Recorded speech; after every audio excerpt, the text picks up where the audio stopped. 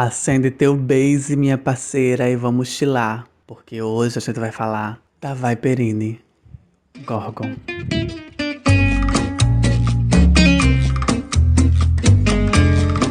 Viperine fez sua primeira aparição como boneca na New York Comic Con de 2013. Ela é uma górgona originalmente de Barcelona, Espanha, e por isso ela tem um leve sotaque, além de utilizar algumas expressões catalãs. Viperine se mudou para os Estados Unidos na esperança de crescer na sua carreira de maquiadora profissional, se instalando em Hollywood e conseguindo rapidamente um trabalho fixo como trainee. Lá ela conheceu Elizabeth e se tornou sua amiga próxima, além de trabalhar fixamente cuidando da beleza dela. Viperine é muito bem relacionada e tem contato com várias celebridades. Ela também gosta de visitar com frequência um asilo de monstros idosos para conversar com os moradores e maquiá-los, o que é muito fofo. Ao contrário de Medusa, sua tia, e Deuce, seu primo, ela não pode transformar ninguém em pedra, já que essa não é uma característica da sua espécie especificamente, mas sim de Medusa e seus descendentes. Viperine tende a ser um pouco reclusa e passiva em momentos de tomar decisões. Para evitar esse lado da sua natureza, ela se força a ser mais incisiva e firme, se aproveitando da sua imagem de górgona que pode intimidar alguns para tomar decisões. Parentesco monstro. Então, gente, parece que quando os criadores de Monster High não queriam procurar inspiração nos filmes da Universal, eles iam procurar na mitologia grega, porque quando não é um é outro. No caso da Viperine foi a mitologia grega. Steno, a mãe de Viperine, é irmã de Medusa e Euríale, as três górgonas da mitologia grega. Górgona é um monstro grego com características físicas que comumente são associadas a mulheres, porém ao invés de ter cabelo no topo da cabeça, elas têm um ninho de víboras. Como todo mito da antiguidade, não há consenso atualmente em relação à história original das três irmãs. Em algumas versões que eu encontrei, elas nem sequer foram as primeiras górgonas da mitologia.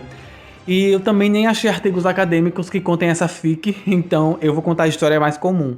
Medusa, Steno e Euríale eram filhas de Forces e Ceto, divindades do mar. As três irmãs eram muito lindas, porém muito malignas, e geral falava que elas pareciam com Atena, que era uma deusa chata e mimada. Atena, com medo de ter a imagem associada a essas ratas, que eram odiadas pelo Olimpo todo, foi lá e amaldiçoou as três. Basicamente, ela fez crescer cobras no topo das suas cabeças, presas afiadas no lugar dos dentes, e transformou suas mãos e pés em cobre frio. Achando pouco, a gata ainda amaldiçoou as três para que tudo que elas vissem fosse transformado em pedra. Devastadas, as bonecas fugiram e se esconderam da vista de todos, tanto deuses quanto mortais. Mesmo deformada, Medusa ainda foi assediada por Poseidon, que odiava Atena dentro do seu próprio templo. Atena ficou ultrajada e para se vingar tornou Medusa mortal, como se a culpa tivesse sido dela. Depois, para fechar o balaio, Atena ainda ajudou Perseu a adentrar o covil das Górgonas e matar Medusa enquanto ela estava grávida de Poseidon. Steno tentou vingar a morte da irmã na hora, mas Perseu estava invisível graças ao elmo de invisibilidade que ele ganhou de Hades. Segundo essa versão da história, as três irmãs tinham a mesma aparência e poderes. Mas tem outra versão que eu encontrei que só Medusa era bela e por isso só ela foi transformada em Górgona, tendo as outras permanecido deusas. Só que, em todas as versões que eu encontrei, somente a Medusa foi transformada em mortal e depois foi assassinada. De toda forma, a Medusa sempre é a mais azarada das três. Em Monster High, só a Medusa transforma em pedra, e eu não encontrei nenhuma versão em que todas são górgonas e só ela tem esse poder. Em algumas versões do mito, as outras já eram górgonas e Medusa mais tarde foi transformada também. De toda forma, ela sempre tem um destaque, mas nunca um poder a mais. O mais próximo disso que eu encontrei foi o estudo de Jane L. Harrison, uma linguista e acadêmica britânica que fez profundos estudos sobre mitologia e religião na Grécia Antiga. Segundo seus estudos, algumas das versões davam a entender que Medusa só passou a transformar os outros em pedra depois de decapitada. Então talvez por isso, né, a única que transforma em pedra é a Medusa, porque depois de morrer foi a única que começou a transformar em pedra, segundo os estudos da Jane. Estilo de matar. Eu sou do poder das flores e vivo a vida pra valer. Na bio, a Viper se define como uma hip chic, e como o sufixo chic só aparece para representar uma gourmetização da estética ou do estilo de vida, eu vou falar sobre o movimento hippie primeiro, para a gente ver quais das características originais a Viperine ainda mantém para si. O movimento hippie foi uma contracultura que surgiu em meados da famigerada década de 1960 nos Estados Unidos.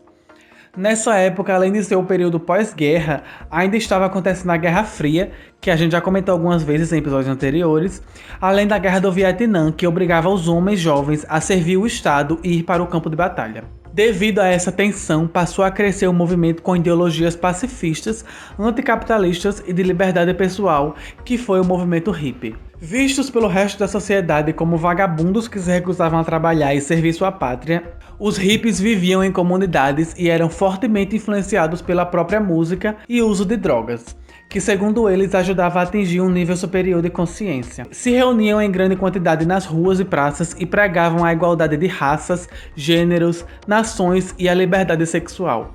Em meados dos anos 1970, com a retirada dos soldados estadunidenses do Vietnã, a guerra acabou e o movimento foi perdendo força e popularidade, e até o fim da década já não era tão influente. Esteticamente, eles queriam se afastar o máximo possível das tendências da época, então eles iam buscar inspiração em culturas milenares que consideravam superiores. Resumindo, eles fizeram uma coxa de retalhos de vestimentas de religiões asiáticas, como o hinduísmo e budismo, trajes tradicionais indígenas e da cultura negra. As estampas podiam ser feitas manualmente, como o famoso tie-dye, ou seguir motivos naturais como plantas e flores, ou padrões étnicos. Usavam em suma vestidos longos, calças boca de sino, batas e poucas sobreposições. Gostavam de peças amplas e tecidos leves, de origem vegetal ou animal, como couro. Além de acessórios como franjas, flores e penas. Os cabelos eram usados longos e naturais, sendo liso ou cacheado. O importante era ser natural. Também faziam dreads ou usavam tererês coloridos e decorados com penas. Os acessórios eram de macramê, miçangas ou sementes, podendo ser coloridos ou não. Também usavam óculos de sol redondos com lentes coloridas, também é bem icônico. E como eles eram nômades, também carregavam bolsas grandes que podiam conter seus pertences, e os sapatos eram de preferência sandálias abertas. O símbolo mais marcante e famoso deles foi criado pelo artista e designer britânico Gerald Holton em 1958 e representavam a luta contra a produção de armas nucleares na Inglaterra. O símbolo é baseado nas letras N e D do código homográfico que juntas formam o desenho do meio e é contornado por um círculo que representa o planeta Terra. As letras eram as iniciais para Nuclear Disarmament e inicialmente foi usado como logo para o Comitê de Ação Direta contra a Guerra Nuclear, antiga organização pacifista que existiu entre 1957 e 1961. Esse símbolo foi usado pela primeira vez na primeira grande marcha antinuclear de Londres, Aldermaston, não sei falar, cidade onde se desenvolve até hoje o programa de armas nucleares do Reino Unido. Além de ser adotado pelos hippies, esse símbolo também foi adotado pelos que eram a favor do fim do apartheid na África. E permanece poderoso até hoje e é um símbolo inclusive do bloco de carnaval Olodum aqui no Brasil. Quando esse artista fez esse símbolo, ele queria um símbolo que fosse universal e ele queria que todo mundo pudesse usar. Então ele nunca patenteou, por isso que, apesar de ter sido criado por uma pessoa, não em comunidade, ele é um símbolo que foi adotado por diversos grupos. Bom, talvez você ache que essas características não batam exatamente com a forma que a Viperine se veste, mas é que ela não é hippie.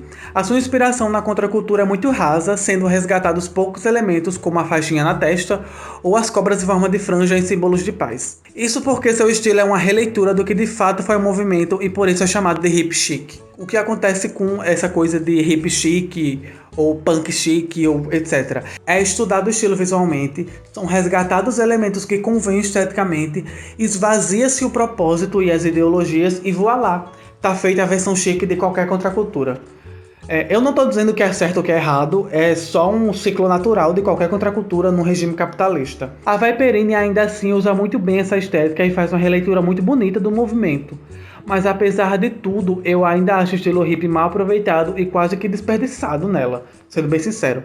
Ao contrário de outras personagens como a Venus, a Frank ou até mesmo a Opereta, que se vestem de uma forma que condiz com as suas próprias ideologias, o hippie para Viperine não significa nada além do visual. O que não tem problema quando a estética inicial não tem raízes ideológicas tão fortes, como o exemplo da Laguna da Rochelle, mas com a Viperine, sinceramente, eu esperava bem mais. Como a gente viu no decorrer dessa série, quando a personagem usa um estilo, uma estética de uma contracultura, mesmo que seja ressignificada, mesmo que seja completamente novo, tem um motivo, sabe? Tem um porquê dela ser inspirada naquela contracultura, tem um porquê dela usar aquele tipo de roupa, tem um porquê da Venus ser punk, tem um porquê da Frank ser prep, mas a Viperine não tem um porquê, não condiz com a personalidade dela, não condiz com as ideologias dela, então foi sinceramente um grande desperdício dentro da franquia, que é uma franquia tão incrível, que consegue fazer personagens tão incríveis, que tem a ver com a estética. Seria muito bom ter visto um personagem que fosse hippie e que tivesse ideologias parecidas, né, reinventadas do que foi o movimento hippie. E antes de terminar, eu só queria dizer que a Izzy Dowdenser não é hippie, tá, gente? Lembrem-se que eu disse que os hippies pegaram elementos de muitas culturas que já existiam, inclusive dos ameríndios. Então, se ela usa bata com estampa étnica, se ela usa franja e filtro dos sonhos, lembre que isso não é coisa de hippie, é coisa de indígena. Por isso que ela usa, porque ela é indígena, ela não é hippie, tá? E é isso, o vídeo da Viperine foi esse. Se você gostou, se inscreva no canal. Um beijo e até amanhã. Amanhã tem mais. Se você tá vendo do futuro, vá na playlist do canal. Na playlist do canal não. Vá na playlist do Estilo de Matar, que você vai ver todos os episódios e todos os que já foram lançados depois desse, né? Então, continue maratonando. Tchau!